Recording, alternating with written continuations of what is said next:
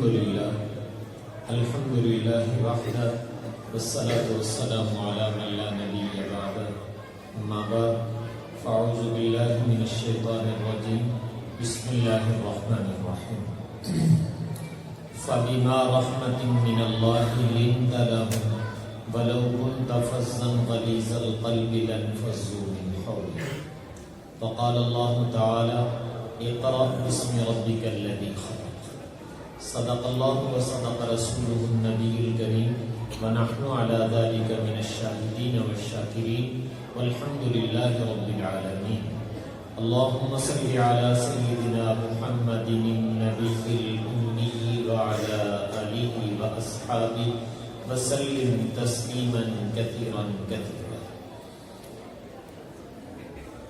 آج کی یہ تقریب مدرسے کا سالانہ پروگرام ہے اور بچوں کو انعامات اور دستار بندی کی جائے گی. اللہ تعالیٰ اس کو شرف قبول عطا فرمائے اور اس کو میری اور آپ کی نجات کا ذریعہ. پہلی بات تو بھائیو یہ ہے کہ آپ لوگ پروگرام میں شرکت کرنے کے لیے آئے اور جس کو ہمارے یہاں کہا جاتا سی جلسہ دیکھنے چلیے، تو یہ آپ لوگ جلسہ دیکھنے آئے. آج مولویوں کا کٹ ہوا اتنے چلیے تو جلسہ دیکھ کے آئے. تو ایک درخواست میری یہ ہے کہ میں اور آپ جب ان دینی پروگراموں میں آتے ہیں تو ایک نیت ضرور کیا کریں کہ ہم کچھ لینے کے لیے جا رہے ہیں، ہم کچھ حاصل کرنے کے لیے جا رہے ہیں. یہ نیت ضرور کر لیا کرو. جب تم کچھ لینے اور حاصل کرنے کی نیت کرو گے تو اللہ تعالیٰ تمہاری جھولی کو ضرور بھر دے گا. میں دیانتاً آپ سے کہتا ہوں. اس لیے جب بھی کسی پروگرام میں آئیں تو میں نے کہا میں اور آپ یہ نیت کر کے آئیں کہ باری تعالیٰ ہم کچھ لینے کے لیے جا رہے ہیں تو وہ ہمیں مل جائے. تو جب میں اور آپ لینے کی نیت سے آئیں گے تو اللہ تعالیٰ لینے والوں کو محروم نہیں فرمایا کرتے. اللہ تعالیٰ ضرور عطا فرمائے. ہم لینے کیا آئے ہیں تو میں دو باتیں اس کے متعلق کہہ دیتا ہوں. سب سے بڑی غرض میرے اور آپ کے آنے کی وہ اللہ تعالیٰ کو راضی کرنا کہ ہم دین کے لیے آئے ہیں. تو اللہ تعالیٰ کو راضی کرنا مقصود ہے کہ اللہ تعالیٰ راضی ہو جائے تو ہم اللہ تعالیٰ کی رضا کے لیے آئے ہیں. اور دوسری چیز، آپ اس وقت مدرسے کی چار دیواری میں بیٹھے ہوئے ہیں. اس کو دارالعلوم کہہ دیتے ہیں، مدرسہ کہہ دیتے ہیں، جامعہ کہہ دیتے ہیں، جو بھی آپ نام لیں، لیکن بہرحال یہ پڑھنے پڑھانے کی جگہ ہے. یہاں تعلیم دی اور لی جا رہی ہے. جس ماحول میں انسان جاتا ہے اس کا اثر ضرور انسان کے اوپر ہوتا ہے. میں مثال دے دیتا ہوں.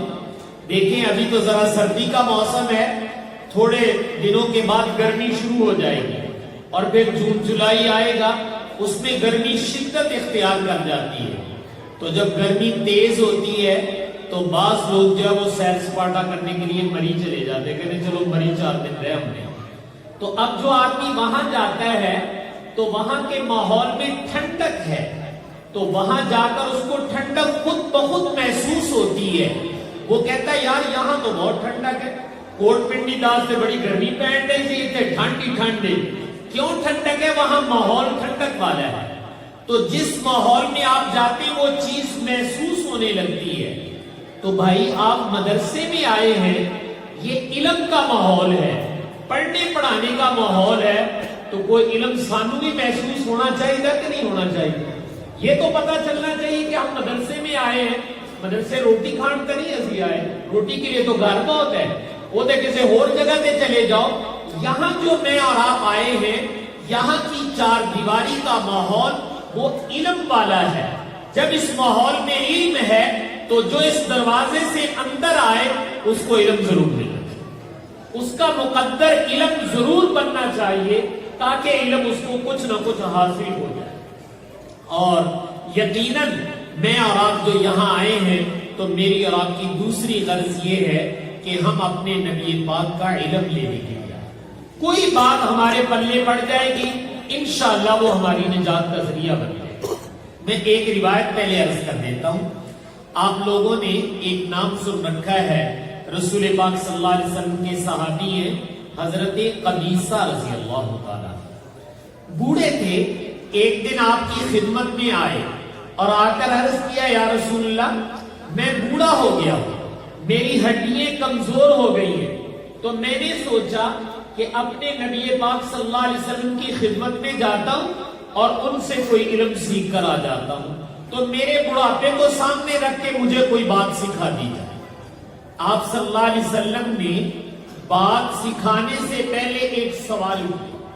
سوال یہ تھا کہ اے قبیصہ یہ بتاؤ کہ تم جو میرے پاس آئے تھے وہ میرا علم لینے کے لیے آئے تھے یا کوئی اور بھی کام تھا؟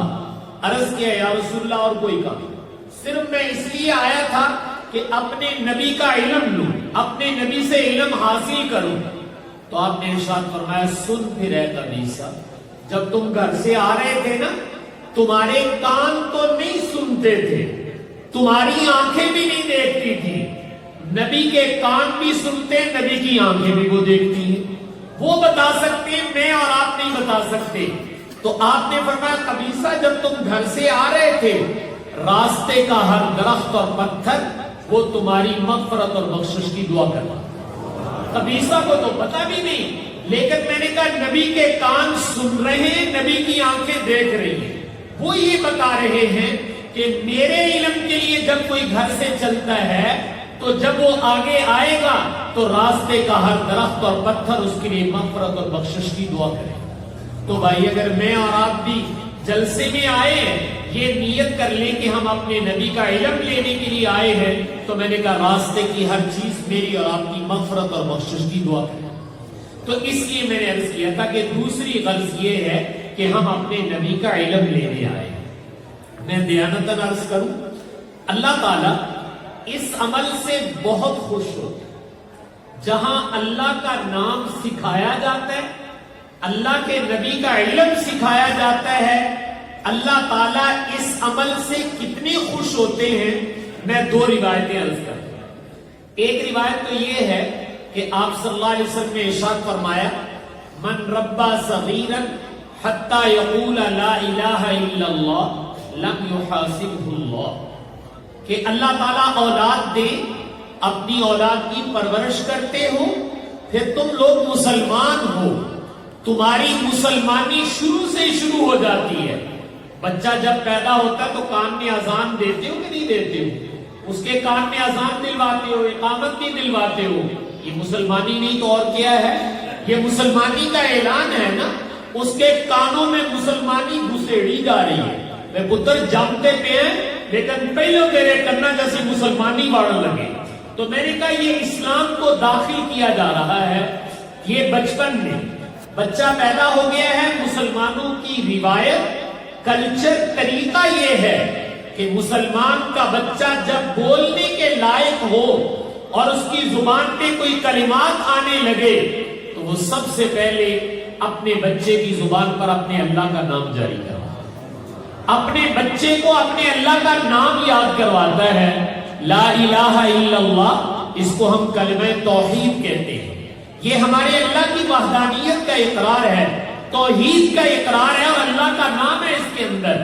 تو ایک مسلمان اپنے بچے کو جو ابھی 1.5-2 سال کا ہے، ہلکا سا اس نے بولنا شروع کیا ہے تو یہ بڑے میاں بڑی اماں، دادا ابو دادی اماں، نانا ابو نانی اماں اس کو لے کے بیٹھے ہوئے اور ان کو کہہ رہے بیٹا پڑھو لا الہ الا اللہ لا الہ الا اللہ۔ تو ہمارے ہاں بعض لوگ تو بیچارے نادان ہوتے ہیں، وہ کہیں گے ہمیں طوطے کی طرح نیانے نو پڑھائی کرنے نے، یہ طوطے کی طرح نہیں پڑھ رہا ہے، یہ کچھ ہو رہا ہے۔ اور جو آنکھ دیکھ رہی ہے اس سے پوچھو کہ کیا ہو رہا ہے، ہم تو نابینا، ہمیں کیا پتا کیا ہو رہا ہے۔ تو آپ صلی اللہ علیہ وسلم فرما رہے تم اپنے بچوں کو اللہ کا نام تو ذرا سکھاؤ اور طوطے کی طرح ہی پڑھا دو، گھبراؤ نہیں۔ جب تمہارے بچے نے تمہارے کہنے سے ایک دفعہ اپنی طوطلی زبان سے یہ پڑھا لا الہ الا اللہ، اس نے کہہ دیا تمہارے کہنے سے، تو آپ نے فرمایا بتاؤں کیا ہو گیا ہے، اللہ تعالیٰ کتنے خوش ہوئے ہیں۔ تو آپ نے فرمایا لم یحاسبہ اللہ، اللہ کی طرف سے یہ اعلان کروایا جا رہا ہے کہ تم اپنے بچے کو ایک دفعہ ہمارا نام سکھاؤ، ہم تمہیں قیامت کے دن حساب و کتاب سے بری کریں گے، تمہارا حساب و کتاب نہیں، تم نے اپنے بچے کو میرا نام سکھایا. اصل بات اس کے اندر ایک اور ہے بھائی، جس کو میں مسلمانی کہہ رہا ہوں، یہ مسلمانی کا ایک عشق ہے. اچھا دیکھیں، بچے کو سب سے پہلے ابے نو چاہیے سی اپنا نام سکھاؤں، پتر میں تیرا پیو ہاں، میرا نام یاد کر، میرا نام ہے، تیرے دادے کا نام ہے، تیرے فلانے کا نام ہے. لیکن مسلمان نے نہ اپنا نام یاد کرایا، نہ اپنے دادے کا نام یاد کرایا. اس نے بچے کو لیتے دیتے کا پتر سونے کا نام یاد کر، لا الہ الا اللہ کہہ. وہ مالک بھی تو دیکھ رہا ہے کہ نہ اپنا نام نہ اپنے باپ کا نام اگر نام لیا جا رہا ہے تو میری ذات کا نام اس سے بڑا قدردان کائنات میں نہیں ہے. یاد رکھیں، اس سے بڑا قدردان کائنات میں نہیں ہے. تو جب وہ یہ دیکھتے ہیں کہ ابھی تو بچہ بولنے کے لائق بھی نہیں ہوا، اس کے دل میں کیا جنون ہے، کیا عشق اور محبت ہے کہ یہ چاہتا ہے کہ باری تعالیٰ میرے بچے کی زبان پر تیرا نام آنا چاہیے. تو جب اس نے یہ کاوش کی تو میں نے عرض کیا تھا کہ آپ اپنے اللہ کا نام سکھا دیں، اپنا دین سکھا دیں، اللہ اور اس کے نبی کا لایا ہوا علم سکھا دیں. اس سے اللہ تعالیٰ کتنے خوش ہوتے ہیں. تو ابھی تو آپ نے باقی کچھ نہیں سکھایا، صرف لا الہ الا اللہ ہی سکھایا ہے. تو اللہ تعالیٰ کی طرف سے اعلان یہ ہے کہ اللہ تعالیٰ قیامت کے دن حساب و کتاب سے انہیں بری کر دیں گے. تو بھائی جو بچے یہاں بھیجتے ہو پڑھنے پڑھانے کے لیے، تو ہمارے قاری صاحبان یہ صرف لا الہ الا اللہ ہی سکھاتے کہ پورا قرآن سکھا دیتے؟ پورا قرآن سکھاتے. جو اللہ صرف لا الہ الا اللہ سکھانے پر اتنے راضی ہوتے ہیں تو پورا قرآن سکھانے پر کتنے راضی. اس لیے آپ سے کہہ رہا ہوں کہ ہم یہاں آئے ہیں تو ہماری ایک نیت کیا تھی، کس کو راضی کرنے آئے ہو؟ اللہ تعالیٰ. اور دوسرا میں نے کہا تھا کہ تسی مری آئے ہوئے ہو، یہ علم کا مری ہے نا، یہاں علم پھوٹتا ہے، علم کے چشمے یہاں سے نکلتے ہیں. تو جہاں علم پھوٹتا ہو وہاں آنے والے کی جولی میں کچھ نہ کچھ آنا چاہیے. اور اس علم کی برکت آپ کو بتا رہا ہوں کہ یہ مدارس میں جو کام کیا جا رہا ہے، اس سے مالک کی نظریں کتنی بدلتی ہیں اور وہ کتنے خوش ہوتے ہیں. وہ تو ایک کلمہ کہنے کے اوپر حساب و کتاب سے بری کر رہے. آپ جتنا دین سکھا رہے اس پر تو اللہ تعالیٰ بہت زیادہ خوش ہے. اچھا ایک روایت اور، جس میں رسول پاک صلی اللہ علیہ وسلم نے فرمایا کہ جب تم اپنے بچوں کو پڑھنے کے لیے بھیجتے ہو تو استاد کے پاس آ کر بیٹھتے ہیں. یہ چھوٹے چھوٹے بچے باہر بھاگ دوڑ رہے ہیں، ان کو ضرور بعد میں دوڑنے دیا کرو، ان پر زیادہ پابندی نہ لگایا. اس لیے کہ یہ جو آتے ہیں نا مسجد میں، آج دیکھ رہے ہیں مولوی بھی اکٹھے ہیں، پنڈ والے بھی سارے اکٹھے ہیں، یہ اپنی نظروں سے دیکھ رہے ہیں.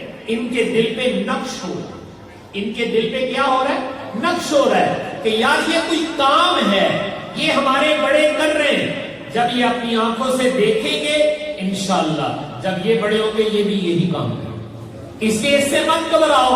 اب نیانے نے تو روڑا ہی بڑا پا رکھا سی، انہوں نے سانو بھی نہیں سننے دیتا. نہیں کوئی گھبرانے کی ضرورت نہیں ہے.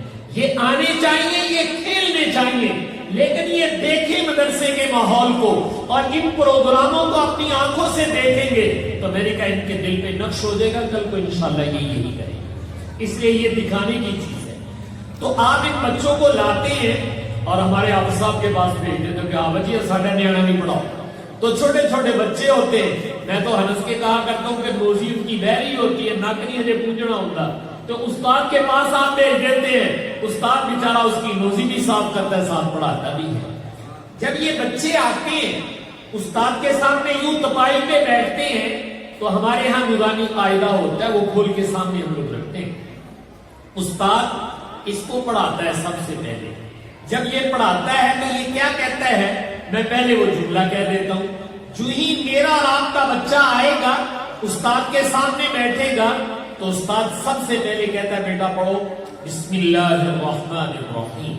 یہ جملہ سب سے پہلے آنے والے بچے کو استاد سب سے پہلے یہ کہلاتا ہے کہ بیٹے یہ پڑھو بسم اللہ الرحمن الرحیم. تو بھائی بسم اللہ میں کس کا نام لیا گیا؟ اللہ کا نام لیا گیا ہے. چھوٹا بچہ ہے، ایک استاد ہے، ماں باپ لے کے آئے ہیں اور آ کر استاد کے سامنے بٹھایا ہے. تو یہاں بٹھا کر بھی آپ لوگ کیا کہتے ہیں کہ قاری جی ساڈا نام سکھاؤ. یا ساڈے دادے دا نام سکھاؤ, اپنے پنڈ دا نام دس دو کہ ساڈے پنڈ دا نام ہے. نہیں, آپ کسی چیز کا نہیں کہتے. آپ کہتے حضرت کا بچہ تہاڈے کول پاتا ہے, انہیں بسم اللہ کراؤ, یعنی اس کو ہمارے اللہ کا نام. تو استاد اس کی زبان پر کمال درجے سے. آپ بچوں کو سنیں, جب یہ بچے ماشاءاللہ پڑھتے ہیں, میں نے کہا بسم اللہ پڑھنے کا جو لہجہ ہے اس کو کس تلفظ کے ساتھ ادا کرنا ہے, یہ ایک دفعہ کہنے سے نہیں آتا ہے.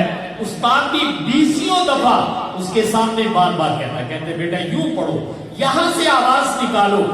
اللہ کا نام محبت سے اور شاندار طریقے سے لینا سکھاتا ہے کہ میاں اللہ کا نام اللہ کی شان کے مطابق لینا چاہیے. پنجابی جی نہیں لین دیتا, وہ کہتا اللہ کا نام ایسے لو جیسے اللہ کے حبیب لے کر گئے ہیں. انہوں نے جیسے بسم اللہ پڑھی ہے اور اپنی امت کو سکھائی ہے, ذرا بیٹے اس طرح پڑھ کے سناؤ. تو استاد مشق کروا رہا ہے, وہ بار بار پڑھ رہا ہے. جس کا نام لیا جا رہا ہے وہ بھی سن, جس کا نام سکھایا جا رہا ہے وہ بھی سن رہا ہے. ہم کسی کا نام اس لب و لہجے میں نہیں سکھاتے, ارے وہ کتنا بھی محترم کیوں نہ ہو, لیکن میں نے کہا ہم اس کا نام اس لب و لہجے میں نہیں سکھاتے. ایک کر کے دینا پتر ابے کا نام یاد کر لی, پکا جا نام کرنا, فلانے کا نام ہے, بس 2 دفعہ کہہ دیں گے. لیکن اللہ کے نام کی جب باری آتی ہے تو میں نے کہا اگر آپ بچوں سے پوچھ کر دیکھیں یا استاد سے پوچھ کر دیکھیں تو میں نے عرض کیا 20 دفعہ استاد کہلوا رہا ہے بسم اللہ الرحمن الرحیم. لہجہ, تلفظ اور اس کی ایک ایک چیز اس کو ٹھیک کر رہا ہے. بھائی اللہ کا نام ذرا ودیا کر کے ہے, تو جس کا نام لیا جا رہا ہے وہ بھی سن رہے ہیں. بلے بلے عاشقو تسی بھی اپنے نیانے نو میرے نام تے لا دیتا ہے, میرے نام کی رٹ لگی ہوئی ہے اور کمال درجے کا میرا نام لے رہے ہو. اللہ کو ضرورت نہیں ہے بھائی, یاد رکھنا, وہ ذات تو غنی ہے, اس کو اس کی ضرورت نہیں ہے, لیکن خوش ضرور ہوتا ہے کہ میرے بندوں نے میرے نام کی قدر کو پہچانا ہے اور میرا نام کمال طریقے سے اپنی اولاد کو سکھا رہے ہیں.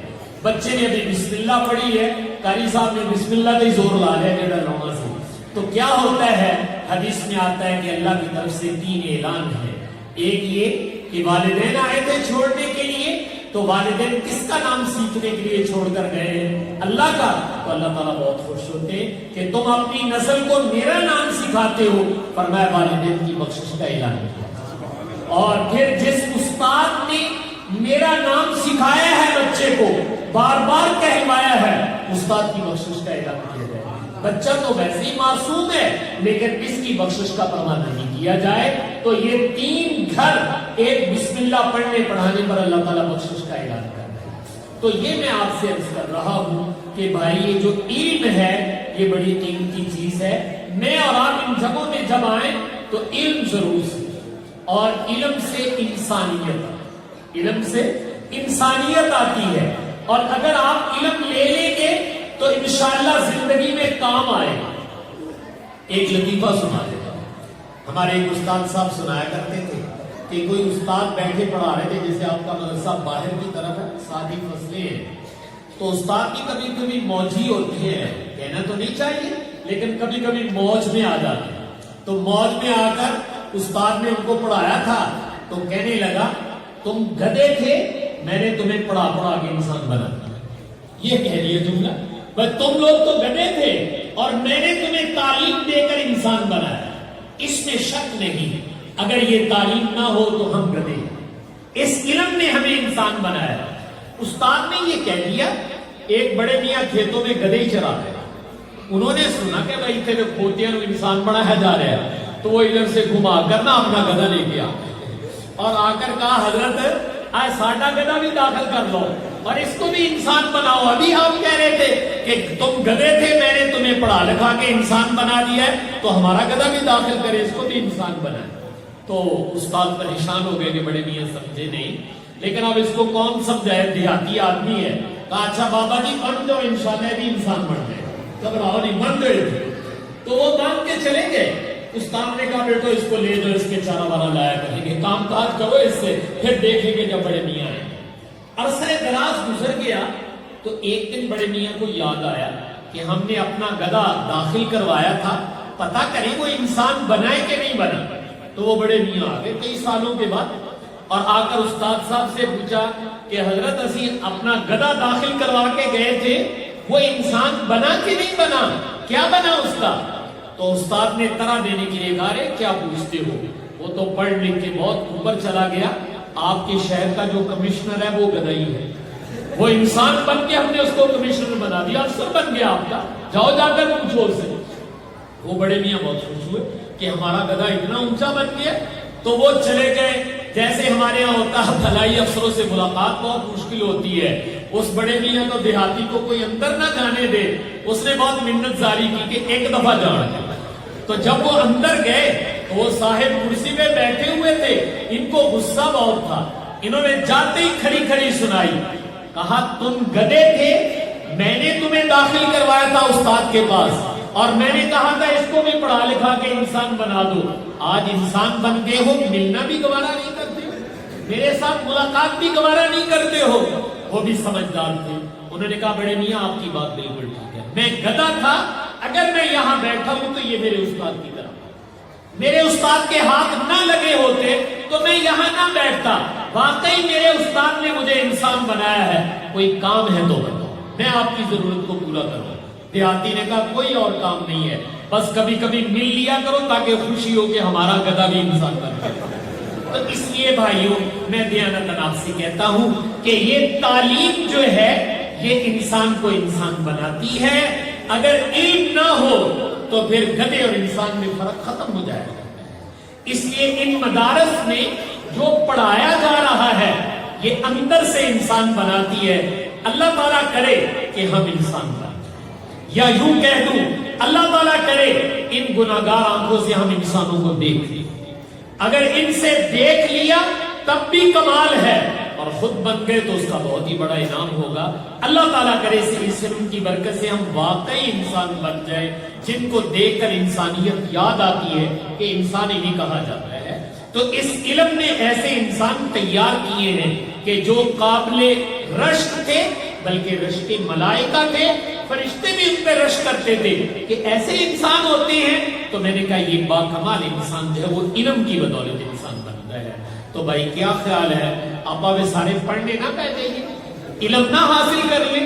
تو اس لیے میں آپ سے عرض کر رہا ہوں کہ ایک نیت میری اور آپ کی یہ ہے کہ انشاءاللہ ہم بھی علم حاصل کریں۔ میں یہ بات اس لیے کہہ رہا ہوں، اپنے دل کی بات آپ سے شیئر کر دیتا ہوں، کیونکہ مدرسے تو پہلے بھی حاضری ہوئی ہے، آج جب حاضری ہوئی تو میں نے کہا کہ ماشاءاللہ اتنی بڑی جگہ ہے، ایک پڑھنی چاہیے گی، تو ایک چند بچوں سے تو نہیں یہ پڑھے گی، اور کوٹ پنڈی داس تو بہت بڑا ہے، ماشاءاللہ افراد آپ کے ہاں بہت ہیں، اللہ تعالیٰ کی یہ نعمت ہے کہ افرادی قوت اللہ نے مسلمانوں کو دے رکھی ہے، یہ بھی اللہ کی بہت بڑی نعمت ہے۔ تو میں نے کہا کہ یہاں ایسے کام ہونے چاہیے کہ صرف بچے نہیں پڑھیں بلکہ بچوں کے ساتھ بڑے بھی پڑھیں، اور علم یہ صرف بچوں کی میراث نہیں ہے کہ ہم بچوں کو پڑھا دیں، یہ ہر مسلمان کی میراث ہے، ہر مسلمان کو ملنی چاہیے، وہ زندگی کے کسی حصے میں ہو اس کو علم کے لیے آنا چاہیے، وہ طالب علم ہونا چاہیے۔ اچھا چلو پہلے میں ایک نیت کروا دیتا ہوں، پھر ایک حدیث سنا دیتا ہوں۔ نیت میں اور آپ یہ کرتے ہیں کہ انشاءاللہ موت تک اپنے نبی جی کا علم ضرور حاصل کریں، موت تک اپنے نبی کا علم ضرور حاصل کریں گے۔ اللہ تعالیٰ علماء کو جزائے خیر عطا فرمائے، علماء نے ایسا سلیبس نصاب بنا دیا ہے، ہمارے ہاں ایک کتاب چھپتی ہے، اس کتاب کا نام ذکر کر دیتا ہوں، اس کا نام ہے 1 منٹ کا مدرسہ۔ اگر کوئی مسلمان کہے کہ میں یومیہ 1 منٹ دے سکتا ہوں، بس میرے پاس 1 منٹ فارغ ہے، میں دیانتاً آپ سے کہتا ہوں آپ 1 منٹ بھی دیں، یہ علماء آپ کو 1 منٹ میں بھی دین سکھا سکتے، روز 1 منٹ دے دو۔ 1 منٹ کا سلیبس بنا ہوا ہے، کتابیں چھپی ہوئی ہیں، آپ 1 منٹ دیں، 1 منٹ میں ہم آپ کو 5 باتیں بتائیں گے، اگلے دن پھر آ جاؤ پھر بتا دیں گے آپ کو۔ تو 1 منٹ کا مدرسہ یہ کتاب کا نام لے رہا ہے۔ ایک کتاب اور ہمارے ہاں چھپتی ہے، اس کا نام ہے 5 منٹ کا مدرسہ۔ تو آپ 5 منٹ کیا خیالات دے سکتے ہو کہ نہیں دے سکتے؟ کسی نماز کے بعد اپنی اپنی مسجد کے علماء سے کہہ دیں کہ بھائی ہم روزانہ 5 منٹ دیا کریں گے، باقی 23 گھنٹے اور 55 منٹ وہ آپ کے ہیں، 5 منٹ آپ اپنے نبی کے علم کے لیے دیں گے۔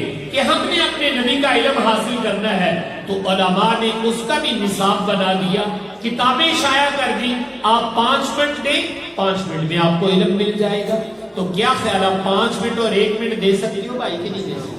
تو میں نے عرض یہ کیا تھا کہ ہم نیت کرتے کہ اپنے نبی کا علم کب تک حاصل کرو گے؟ موت۔ تو آپ صلی اللہ علیہ وسلم نے اس پہ ایک خوشخبری سنائی، وہ آپ سے عرض کر دیتا ہوں۔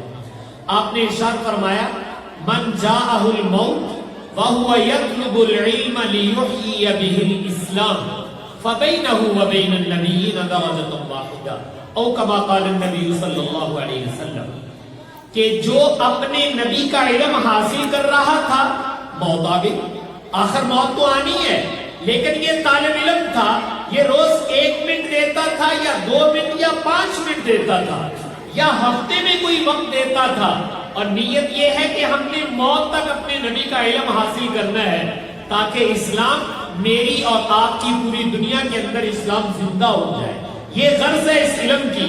تو فرمایا اس کی برکت بتا دوں، برکت سے پہلے ایک بات سمجھ لو، میں اور آپ اس وقت شیخو پورا کوٹ پنڈی داس میں بیٹھے ہوئے ہیں، تو مدینہ طیبہ ساڑھے ناڑ ہی ہے کہ دور ہے؟ یہاں سے دور ہے نا، ہزاروں میل دور ہم بیٹھے ہوئے ہیں۔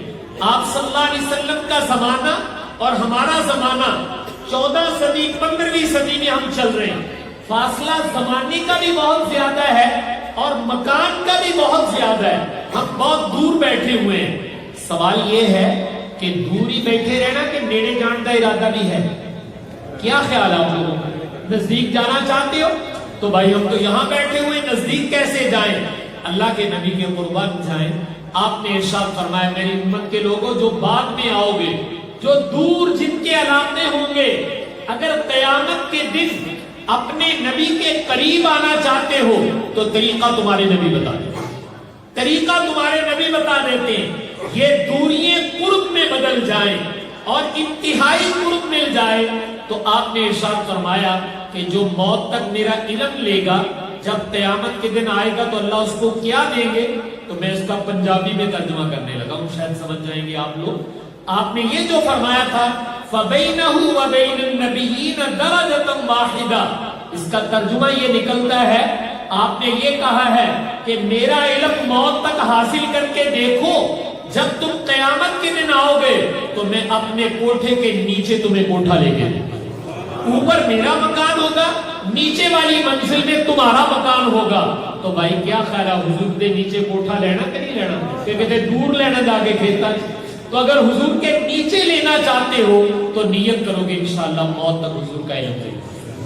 اور میں نے عرض کر دیا کہ گھبراؤ نہیں، اسی تانوں بن کے نہیں ایتھے رکھن لگے بھی حافظ جی کہنا گیٹ بند کر لو جان نہیں دینا ہے، نہیں نہیں، ہم کہہ رہے ہیں آپ سارا کام کریں، آپ 1 منٹ دے دیں یا 5 منٹ دے دیں، ہم نے آپ سے بڑی ڈیمانڈ نہیں کی ہے، یہ کہا ہے کہ یہ نیت کر لو کہ ہم نے موت تک حاصل کرنا ہے۔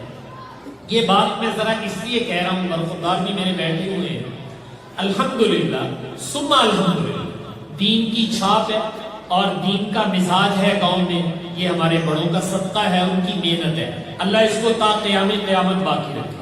میں ایک بات دل کی کہنا چاہتا ہوں، آج جنی کی چھاپ ہے اینی کی رکھنی کے بہت ہی ہونی چاہیے، زیادہ ہونی چاہیے۔ ہجے میری سمجھ یہ آیا وا کہ شاید ساڑھے منڈے کہنے کہ بہت ہی نہ پڑھ جائیں ساڑھے ملے آئے، یہ زیادہ میں کہیں آگے نہ نکل جائیں۔ تو بھائی ہم چاہتے نہیں آپ بہت آگے نکلیں، اللہ تعالیٰ کرے جتنا تشخص آج موجود ہے دین کا، اگلی نسل آئے تو اس پر دینی تشخص اور دینی رنگ اس سے زیادہ ہو، اس سے زیادہ ہونا چاہیے۔ ہم اپنی آنکھوں سے دیکھ کے جائیں کہ اگلی نسل میں رنگ ہمارے سے زیادہ چڑھا ہے، یہ میرے اور آپ کے فرائض ہیں۔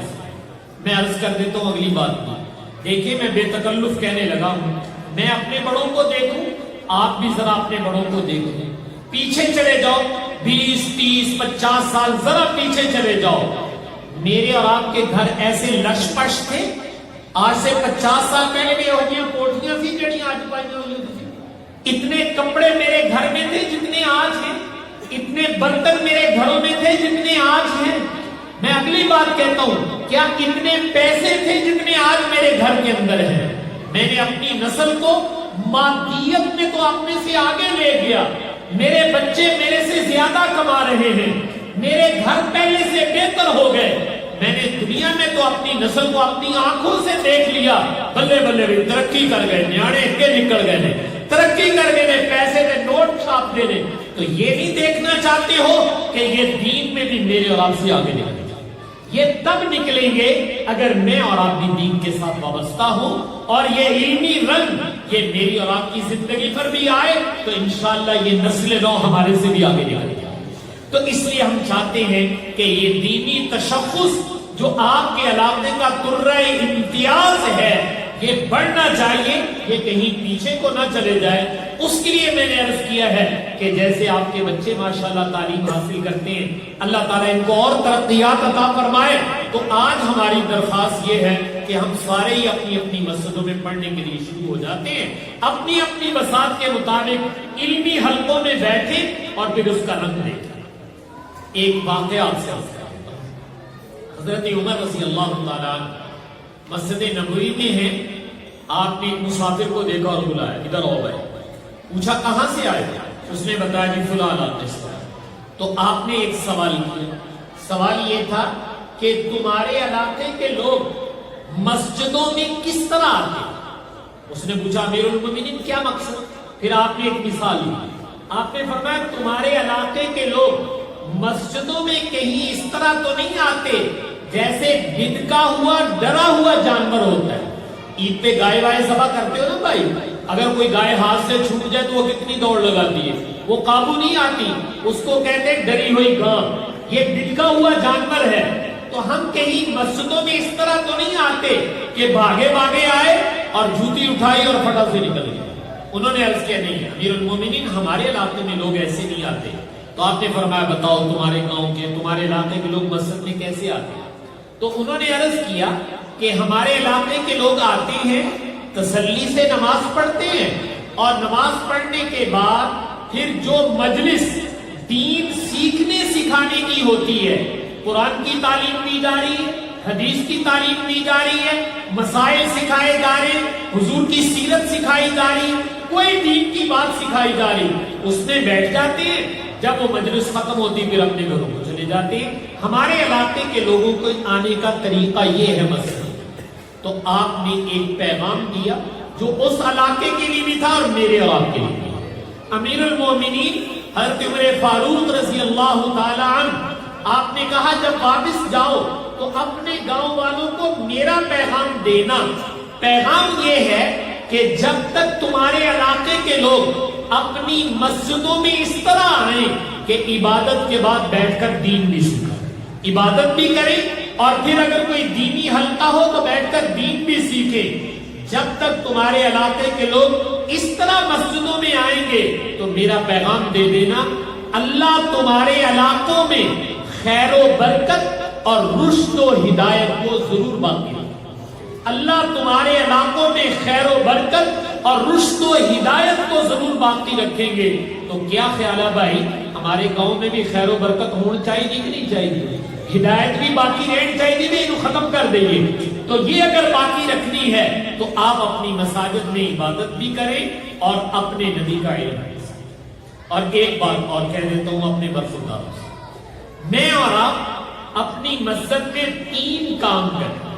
ایک ذوق عبادت، جب مسجد میں آؤ بھائی تو اللہ اللہ کریا کرو تو سوادی طریقے نہ کریا کرو، ایسے طریقے سے کرو کہ دیکھنے والے کو یہ احساس ہو یہ کچھ کرنا چاہتا ہے، یہ کوئی منگن آیا کوئی لین آیا، ہاتھ نہیں لاؤن آیا۔ تو میں نے کہا ذوق عبادت جس کو آپ کہتے ہیں، ہماری مساجد وہ عبادت گاہ ہونی چاہیے، اور عبادت گاہ میں آنے کا بھی ایک اپنا طریقہ ہوتا ہے اور عبادت کا بھی اپنا ایک ذوق ہوتا ہے، وہ میری اور آپ کی مسجد میں پیدا ہونا چاہیے۔ دوسری چیز، میری اور آپ کی مسجد وہ تعلیم گاہ بھی ہونی چاہیے۔ جو لوگ عبادت کے لیے آئے ہیں وہ صرف عبادت کر کے نہ جائیں، جاتے وقت ان کو کوئی نہ کوئی علم کی بات، قرآن کی، حدیث کی، اپنے نبی کی کوئی نہ کوئی بات ان کو بتا دو، 1 منٹ میں بتا دو، کوئی نہ کوئی بات ان کو ملے۔ میری مسجد جو ہے وہ عبادت گاہ کے ساتھ تعلیم گاہ بھی ہے۔ تیسری چیز، میری مسجد عبادت گاہ بھی ہے، میری مسجد تعلیم گاہ بھی ہے، اور میری مسجد تربیت گاہ بھی ہے۔ میری مسجد کیا ہونی چاہیے؟ تربیت گاہ بھی ہونی چاہیے۔ اچھا جب ہم تربیت کا لفظ بولتے ہیں یا تعلیم کا لفظ بولتے ہیں تو سارے سیانے کہتے ہیں اچھا نیانے کی تربیت کریا کرو، نیانے کو پڑھایا کرو، لیکن میں آپ سے عرض کرنا چاہتا ہوں عبادت، تعلیم اور تربیت یہ بچے کا بھی حق ہے، لیکن بچے سے زیادہ میرا اور آپ کا، بچے سے زیادہ میرا اور آپ کا حق ہے کہ ہم عبادت بھی کریں، تعلیم بھی حاصل کریں اور وہ موت تک لگے رہیں گے، اور میری اور آپ کی تربیت بھی مسجد میں ہونی چاہیے۔ اچھا تربیت کس کو کہتے ہیں بھائی؟ تو میں تربیت کا ترجمہ اور پھر واقعہ سنا دیتا ہوں۔ تربیت کہتے ہیں انسان کی عادات کا ٹھیک ہو، میری اور آپ کی عادتیں ٹھیک ہوں، میرے اور آپ کے رویے ٹھیک ہوں، میری اور آپ کی بول چال ٹھیک ہو۔ جب میری اور آپ کی تربیت ہوگی تو میں دیانتاً کہتا ہوں کہ جب آپ مسجد سے نکل کر اپنے گھر، دکان، اپنے کاروبار، کھیتی باڑی میں جاؤ گے تو وہ آنکھوں سے نظر آئے گا کہ ہاں اتنے مسجد کا رنگ چڑھ گیا، اس پر دین کا رنگ چڑھ گیا ہے، وہ بتانا نہیں پڑے گا، وہ آنکھوں سے نظر آنا شروع ہو جائے گا۔ تو میں نے کہا یہ مسجد جو ہے یہ صرف عبادت گاہ نہیں ہے، عبادت کے ساتھ تعلیم گاہ بھی ہے اور تعلیم کے ساتھ تربیت گاہ۔ الحمدللہ میں نے کہا ان مدارس میں اس کی کوشش کی جا رہی ہے، وہ اپنا اپنا ظرف ہے کہ کس پہ کتنا رنگ چڑھتا ہے، لیکن میں آپ سے یہ عرض کر رہا ہوں اور بالخصوص اہل علم سے کہ بھائی میں اور آپ اپنی مسجد میں یہ تینوں کام سامنے اور دیکھیں کہ میری مسجد کی عبادت کا رنگ کہاں ہے، جتنے پہلے دن سے آج بھی ویسے ہی ہے یا اس میں کوئی فرق نظر آ رہا ہے؟ لوگوں کے نوافل، لوگوں کی نماز، لوگوں کی تلاوت، لوگوں کی اللہ اللہ، لوگوں کی دعا و مناجات، اس میں کوئی فرق نہیں پڑ رہا ہے کہ نہیں پڑ رہا ہے؟ یہ مجھے جائزہ لینا ہے، یہ میں اپنے برخورداروں سے کہہ رہا ہوں کہ میاں ٹھیکیدار وہ ہوتا ہے جو کام کا جائزہ لیتا رہتا ہے، میرا کام اوپر کو جا رہا ہے کہ نیچے کو جا رہا ہے، تو یہ جائزہ مجھے لینا ہے، یہ میری سرمایہ کاری ہے، یہ نمازی میری سرمایہ کاری ہے، میرا صدقہ جاریہ ہے، تو مجھے دیکھنا چاہیے کہ میرے نمازی میں ذوق عبادت کتنا پیدا ہوا ہے، یا میں نے آگے کتنا کس کو پروان چڑھانے کی کوشش کی ہے۔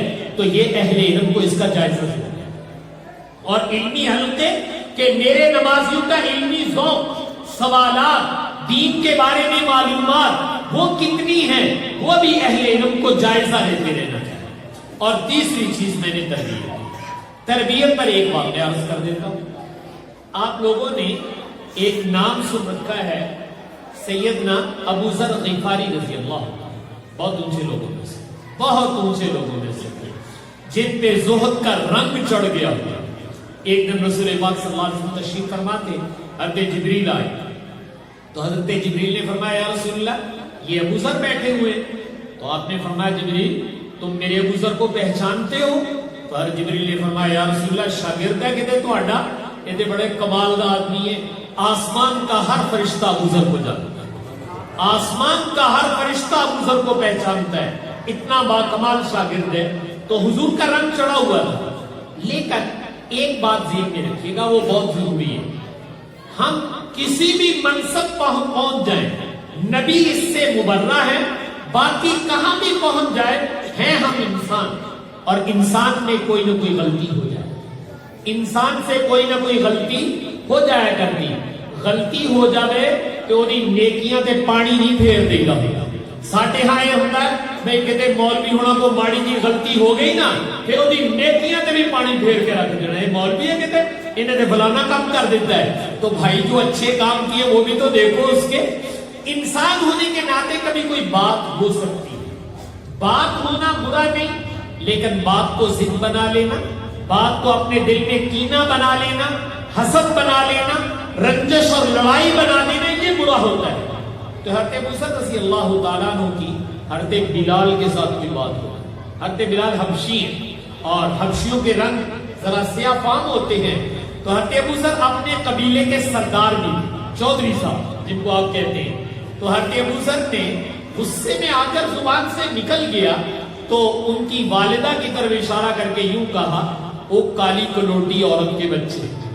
تو یہ جملہ جو سنا تو حضرت بلال کو صدمہ ہوا، سرور کونین صلی اللہ علیہ وسلم کی خدمت میں چلے گئے، جا کے عرض کیا یا رسول اللہ ابو ذر نے یہ کہا ہے مینو کبھی جیڑا کچھ کہنا میری ماں دے آرام کا نہیں دیتا ہے، تو ان کا جملہ انہوں نے کیوں کہا؟ تو آپ نے بلا دیا اور بلا کر میں نے پہلے ان کا مقام آپ سے عرض کر دیا کتنے اونچے لوگ ہیں، تو آپ نے ایک جملہ ارشاد فرمایا، آپ نے فرمایا انک امرؤ فیک جاہلیہ، ابو ذر تیرے اندر سے جاہلوں والی عادتیں نہیں ابھی ختم ہوئی، کسی کو تانا دینا، آر دلانا اور کسی کو نازیبا کلمات اس کے منہ پر کہنا، یہ جاہلیت کی عادت ہے، یہ پڑھے لکھے لوگوں کی عادت نہیں ہے، یہ مسلمانوں کی عادت نہیں ہے۔ تو آپ نے فرمایا کہ تم ایسے شخص ہو جس کے اندر سے بھی جاہلوں والی عادتیں نہیں ختم ہوئی، یہ آپ نے ڈانٹ پلائی، تنبیہ کی، جس کو میں تربیت کہہ رہا تھا۔ رسول پاک صلی اللہ علیہ وسلم صرف سبق پڑھا کے نہیں کر دیتے سی، بندے دا پوت بھی نال بناتے سی کہ انسان کیا ہوتا ہے۔ آپ نے ڈانٹ پلائی اور ابو ذر فوراً اٹھے، جیسے آپ کا یہ گیٹ ہے، باہر گلی جا رہی ہے، حضرت ابو ذر اٹھے اور باہر جا کر گلی میں لیٹ گئے، گلی میں لیٹ گئے۔ اتنے میں حضرت بلال باہر تشریف لائے۔ جب حضرت بلال آئے، ہمارے ہاں یہ ہوتا ہے کہ ساڑی کوئی شکایت لا دے نا کسی تگڑے بندے کو، اسی کہنے اچھا باج تینوں ملا دے پھر تینا ٹاکرا کرا گے تو ساڑی شکایت لائی دیتی اسی طرح کر دے گی، لیکن یہ تربیت ہوئی ہے۔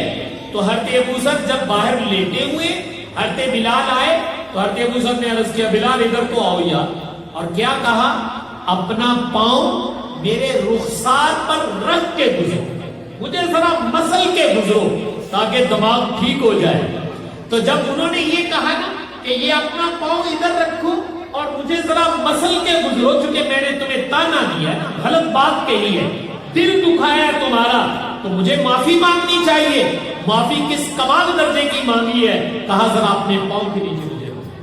یہ بھی تو پاک لوگ تھے، ٹیڑھ میل نہیں رکھتے تھے، پیٹ میں کینہ نہیں رکھتے تھے، صاف دل لوگ تھے، اور اللہ نے واقعی صحابہ انہی کو بنایا جو صاف دل۔ تو حضرت بلال رضی اللہ تعالیٰ نیچے جھکے اور نیچے جھک کر حضرت ابو ذر کی پیشانی کو چوما، بوسہ دیا، اور کیا فرمایا کہ ابو ذر جو پیشانی اللہ کے سامنے سجدے کرتی ہو بلال اس کو پاؤں کے نیچے نہیں روک سکتا، باقی اسی ٹھڈوں معاف دیتا ہے، ٹھڈ ساڈا صاحب ہے، گھبراؤ نہیں صاحب، اس کو تربیت کہتے ہیں۔ تو بتائیے اگر میرے گاؤں میں بھی ایسا واقعہ ہو جائے تو بلے بلے ہو جاؤ کہ نہیں ہو جاؤ؟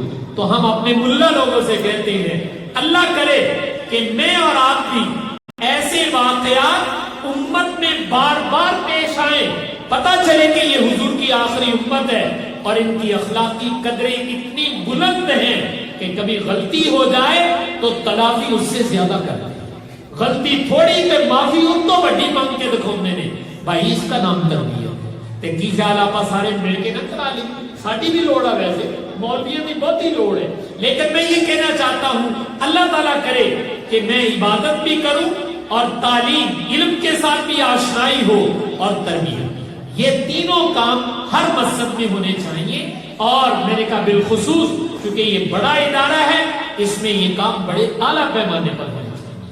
تو آپ حضرات سے بھی عرض کروں گا کہ بھائی رمضان قریب قریب ہے، رمضان کو اللہ نے علم عبادت تربیت کا مہینہ بنایا ہے۔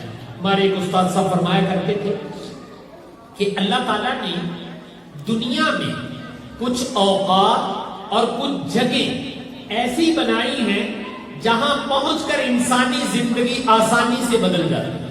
اس کی ایک مثال دیتے ہیں، آپ کے ہاں تو یہاں ٹرین گزرتی ہوگی، تو فرض کریں جو کراچی سے ٹرین لاہور آتی ہے نا، وہ واپس پھر کراچی جانا ہوتا ہے، اس کے آگے انجن لگا ہوا ہوتا ہے۔ آپ بتائیں جو انجن کراچی سے لاہور پہنچا ہے، یہ جتنے لوگ مسجد میں بیٹھے ہوئے ہیں، ہم سب کو کہا جائے بھائی انجن نو چکو تے چک کے منہ پہ کراچی نو کر دے، تو ہم اٹھا کر اس کا منہ دوسری طرف کر سکتے؟ وہ تو بڑا بھاری بھرکم ہے، سارے بھی مل کے اٹھائیں تو نہیں ہوتا ہے، لیکن یہ سانو یقین ہے بھائی انجن نہ منہ دوبارہ پھر ادھر نو کر دیو، بیگ نہیں جانا سیدھا ہی جانا ہے۔ تو وہ منہ کیسے بدلتا ہے؟ تو کبھی اسٹیشن پر جا کر نہ جڑے اتنے کلی شلی پھیر دے نے، ان سے پوچھنا کہ یار انجن کا منہ کیویں بدل دیو تسی، اے دا منہ ادھر نو سی، اے تسی کراچی ال کیویں کر دیو؟ تو وہاں ایک لیور ہے، کانٹا ہے، جس کو آپ جھگ کہہ دیتے ہیں، تو وہاں اس کو لایا جاتا ہے، اس کا بٹن دبایا جاتا ہے، وہ آہستہ آہستہ آہستہ آہستہ اس کو اوپر اٹھاتا ہے۔ جب اس کے پاؤں اوپر ہو جاتے نا، پہیے تانگ ہو جاتے، ایک کلی ادھروں دھکا مارتا ہے، ایک ادھروں دھکا مارتا ہے، وہ ادھر ہو جاتا ہے۔ یہ بدلنے کا ایک طریقہ ہے۔ وہ دو آدمیوں نے بدل دیا چونکہ بدلنے کی جگہ پر آ گیا تھا، اور اگر بدلنے کی جگہ پر نہ ہو تو ہم سارے نے مل کے بدلنا چاہے تو بہت مشکل ہے۔ تو ہم فرماتے تھے بھائیو، اس انجن کا منہ بدلنا تو آسان ہے، بندے کا رخ بدلنا بہت مشکل ہے۔ بندے کا رخ بدل جائے اس کے لیے بہت جتن کرنے پڑتے ہیں۔ تو فرماتے تھے اللہ نے کوئی جگہ بنائی اور کوئی وقت بنائے ہیں جس میں انسان کا رخ دنیا سے آخرت کی طرف ہو سکتا ہے۔ جگہ کا نام لیتے فرماتے تھے اللہ نے جو جگہ بنائی ہے اس کو میں اور آپ حرمین شریفین کہتے ہیں۔ اگر کوئی یہاں سے نیت کر کے جائے، گھر سے یہ نیت کر کے جائے کہ میں اللہ کے گھر کس لیے جا رہا ہوں، سیر کرنا اس میں نہیں، میں اپنی زندگی بدلنے کے لیے جا رہا ہوں۔ جو زندگی بدلنے کی نیت کر کے گھر سے جائے گا، اللہ نے حرم میں وہ صلاحیت رکھی ہے، اس جگہ میں وہ برکت رکھی ہے کہ اللہ میرے اور آپ کے دل کی دنیا ضرور بدل دیں گے۔ شرط میں نے کہا یہ کہ یہاں سے نیت کر کے جاؤ۔ فرماتے تھے کہ وہاں کوئی جاتا ہے کوئی نہیں جاتا ہے۔ اللہ نے کوئی وقت بھی ایسے پیدا کر دیے کہ ان اوقات میں بھی انسانی زندگی آسانی سے بدل جائے گی۔ فرمایا ان اوقات میں سے ایک وقت ہے جس کو میں اور آپ رمضان المبارک ہے۔ تو رمضان یہ میری اور آپ کی زندگی کے بدلنے کا ذریعہ بڑی آسانی سے بن سکتا ہے، بشرطے کہ میں اور آپ یہ نیت کر لیں کہ اس دفعہ رمضان میں ہم نے اپنی زندگی کو ضرور بدلنا۔ تو میں آپ سے عرض یہ کر رہا ہوں کہ رمضان میں آپ نے مساجد میں آنا ہی آنا ہے۔ رمضان سے پہلے اپنے علماء سے مل کر یہ طے کر لیں کہ اس دفعہ رمضان میں ہم نے کیا سیکھنا، تربیت کیا کرنی ہے، تعلیم کیا لینی ہے، عبادات کیا کرنی ہے۔ تو ہر مسجد میں اگر رمضان سے پہلے اس کا کوئی طریقہ کار بن جائے اور آپ 10-20 منٹ دے دیں تو انشاءاللہ میری اور آپ کی مساجد میں ذوق عبادت بھی پہلے سے اونچا ہو جائے گا، ذوق علم بھی پہلے سے اونچا ہو جائے گا، اور جس کو میں نے تربیت کہا ہے اس کا رنگ میں میری اور آپ کی زندگی میں انشاءاللہ نظر آنے لگے۔ تو کیا خیال ہے بھائی، کر لو گے کہ نہیں کر لو گے؟ تو یہ کام آپ نے کرنا ہے۔ باقی بھائی یہ آپ کا ادارہ ہے، دو کام کر لیا کرو۔ ایک تو یہ کہ اپنے بچے اور بچیوں کو ان مدارس سے ضرور وابستہ کرو۔ انشاءاللہ جو بچے اور بچیاں یہاں آئیں گے اللہ تعالیٰ دین کا رنگ ان میں ضرور چڑھائیں گے۔ بقول ہمارے حضرت شیخ الاسلام صاحب کے فرمایا مسلمانوں اپنے بچوں کو بچپن میں ان مدارس اور مکاتب میں قرآن کی تعلیم کے لیے ضرور بھیجو، بھلے ناظرہ پڑھاؤ، اس لیے کہ تمہیں نہیں پتا استاد کیا کرتا ہے۔ فرمایا استاد تمہارے بچوں کے دلوں میں ایمان کا پودا اور ایمان کا بیج لگا، تو اس لیے بھائی ایمان کا پودا ہمارے بچوں کے دلوں میں لگے گا۔ اس لیے ایک تو یہ کہ وابستگی اس کے ساتھ مضبوط کیجیے، اور دوسری چیز ہے اظہار محبت، جس کو آپ تعاون کہتے ہیں۔ میں نے اس کا نام رکھا ہے اظہار محبت۔ اظہار محبت کا مطلب کیا ہے؟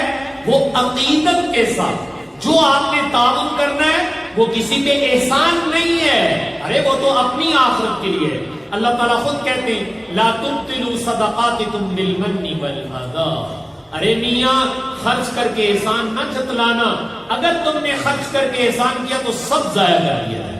اللہ بہت غیور ہے، یہ اللہ کو دیتے ہو تو اللہ کو دے کر احسان نہیں بلکہ احسان مند ہونا چاہیے کہ اللہ تعالیٰ نے یہ مواقع فراہم کیے۔